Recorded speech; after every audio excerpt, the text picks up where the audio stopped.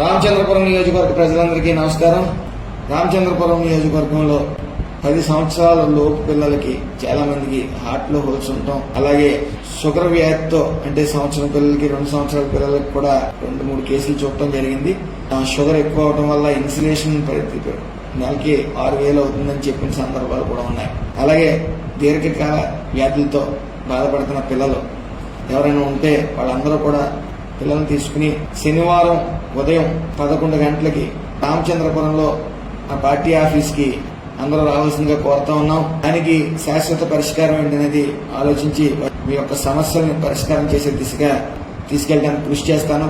కాబట్టి ఆ బాధ, తల్లిదండ్రులు పడే ఆవేదన పిల్లలకు బాగోకపోతే, దీర్ఘకాలిక వ్యాధులు వస్తే, అలాగే హార్ట్లో వచ్చుంటే ఏంటనేది స్వయంగా ఈ 45 రోజుల్లో 50 రోజుల్లో 4-5 ఇన్సిడెంట్లు చూడటం జరిగింది.